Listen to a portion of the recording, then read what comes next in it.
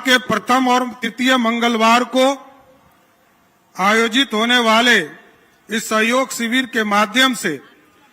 आम नागरिक की अपनी शिकायतें एवं समस्या सीधे प्रशासन के समक्ष रख सकते हैं।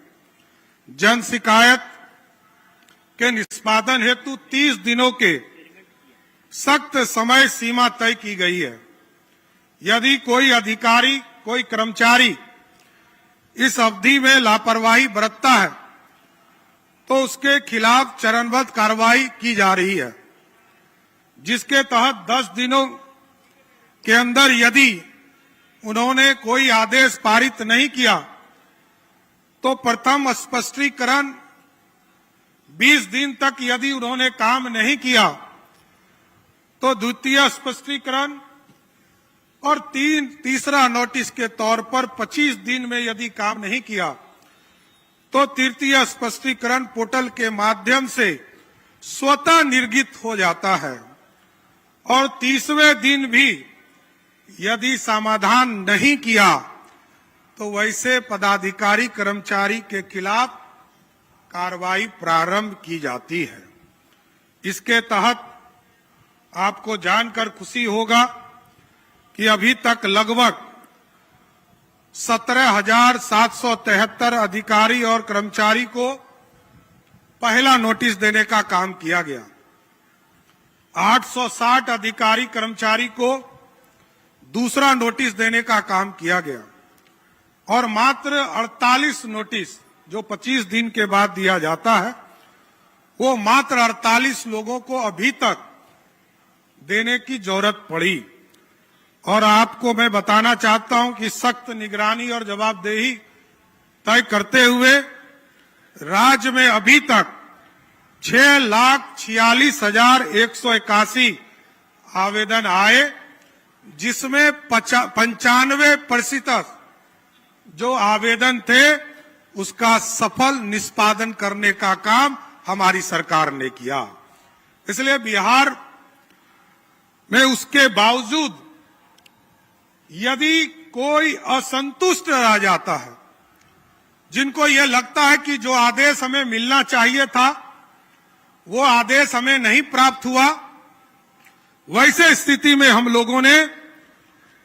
प्रत्येक महीने के दूसरे मंगलवार को मुख्यमंत्री सचिवालय में सहयोग कार्यक्रम की व्यवस्था किया है, जिसके माध्यम से वैसे सभी आवेदनों पर हम लोग देखते हैं और सही निर्णय लेने के लिए सभी पदाधिकारी को निर्देशित किया जाता है। साथियों, इसके साथ साथ गांव का विकास, क्योंकि बिहार की आबादी का लगभग 85% से अधिक लोग गांव में रहते हैं, इसलिए अंतिम रविवार, महीने के अंतिम रविवार को, पहले ये व्यवस्था 26 जनवरी को, 15 अगस्त को या 2 अक्टूबर को हम लोग ये व्यवस्था करते थे कि पंचायत विकास दिवस के तौर पर वहां कोई बैठ के करते थे। लेकिन अब हम लोगों ने प्रत्येक महीने के अंतिम रविवार को आपके पंचायत में पंचायत विकास दिवस की एक बैठक कराने का काम शुरू किया गया है, जिससे गांव का विकास होगा। गांव की समस्या सीधा स्वराज पोर्टल के माध्यम से जिला स्तर पर भी जानकारी प्राप्त होगी, राज्य स्तर पर भी जानकारी प्राप्त होगी और देश के यशस्वी प्रधानमंत्री तक इसको सूचना देने का काम कर सकेंगे। साथ इसके साथ साथ आदरणीय पूर्व मुख्यमंत्री नीतीश कुमार जी ने न्याय के साथ विकास की कल्पना को जमीन पर उतारा। सुरक्षित, शांतिपूर्ण और भय मुक्त समाज को जीरो टॉलरेंस से सीधा जोड़ने का काम किया साथी। और आज हमको बताते हुए खुशी हो रही है कि ERSS के माध्यम से, इमरजेंसी रिस्पांस सपोर्ट सिस्टम जो 112 है, इसको सीधा आपसे जोड़ने का काम किया गया और इसके माध्यम से एम्बुलेंस हो, पुलिस की सेवा हो, अग्निशमन की सेवा हो, हाईवे पेट्रोलिंग हो, डिजास्टर रिस्पांस हो या महिला एवं बाल हेल्पलाइन जैसे सुविधा हो, इसको सीधा इससे जोड़ने का काम किया गया। और कल तक जहां 17 मिनट पर हमारी पुलिस पहुंचती थी, आज मैं गर्व से कह सकता हूं कि बिहार की पुलिस आज 10 मिनट के अंदर, आपके फोन कॉल के बाद 10 मिनट के अंदर स्पॉट पर पहुंचने का काम कर रही है। इसलिए साथियों, ये सुरक्षित बिहार और सुरक्षा के साथ साथ समृद्ध बिहार बनाने का काम आगे बढ़ाया जा रहा। महिलाओं की सुरक्षा को सर्वोच्च प्राथमिकता देते हुए सुरक्षित सफर सुविधा योजना का प्रारंभ करने वाला बिहार देश में तीसरा राज्य बन चुका है। साथियों, राज्य के सभी थानों क्षेत्रों में अभिया ब्रिगेड का गठन किया गया है और अब तक 855 महिला थानाओं में महिला हेल्प डेस्क स्थापित करने का काम किया गया, जो 24 घंटा हमारी महिला बहनों को सुरक्षा देने के लिए खड़ी रहती हैं। और आज मैं गर्व से कह सकता हूं कि इस देश में, भारत जैसे लोकतांत्रिक देश में, एक तो आरक्षण देकर बिहार में महिलाओं को सबसे ज्यादा पुलिस बल में आज यदि संख्या हो गई तो आपको जानकर खुशी होगी कि बिहार पुलिस में 32,450 महिला पुलिसकर्मी कार्यरत हैं, जो देश में सबसे अधिक महिला पुलिसकर्मी बिहार राज्य में है। साथियों, इसलिए साथियों, इसके साथ साथ पुलिस बल और अधिक मजबूत करने के लिए बड़े पैमाने पर नियुक्ति एवं प्रशिक्षण का कार्य किया जा रहा। इसके साथ साथ बहन और बेटियों की सुरक्षा के लिए, चाहे वो कॉलेज हो, चाहे वो स्कूल हो, बालिका स्कूल हो, उनके जगह पर इसी राखी के दिन से पुलिस दीदी जिनको की स्कूटी दिया गया, लगभग 5,000 मोटरसाइकिल और स्कूटी उपलब्ध कराए गए हैं। सभी स्कूल और कॉलेज के सामने राखी के दिन से सभी जगह सुरक्षा देने का काम हमारी महिला बहनें करने का काम करेंगी साहब। और उसको स्पष्ट तौर पर हम लोगों ने पुलिस दीदी का कंसेप्ट दिया कि पुलिस की जो बहनें हैं वो तमाम हमारे बिहार की, हमारी जो बालिका है, हमारी जो छोटी छोटी बहनें हैं,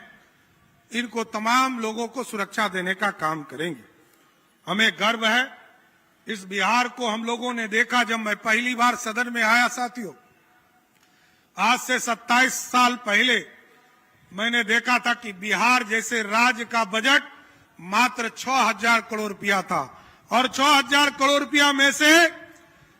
जो झारखंड की स्थिति थी, टाटा यहीं था, बोकारो यहीं था, माइंस यहीं था,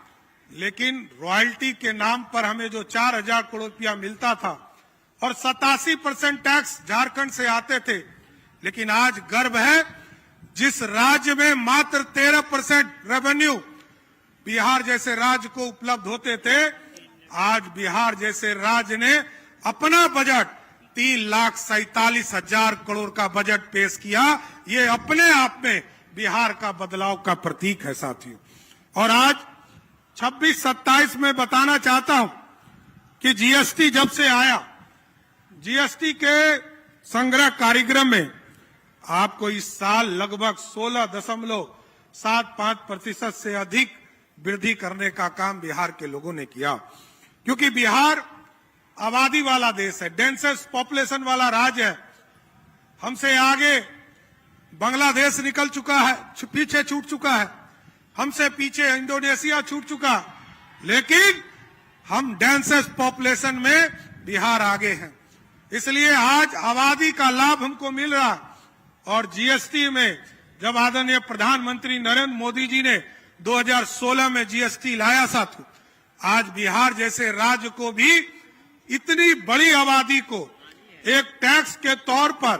क्योंकि पहले आप यदि कोई बिस्किट खरीदते थे तो आपको टैक्स आपको नहीं मिलता था, जो राज्य उस बिस्किट को बनाता था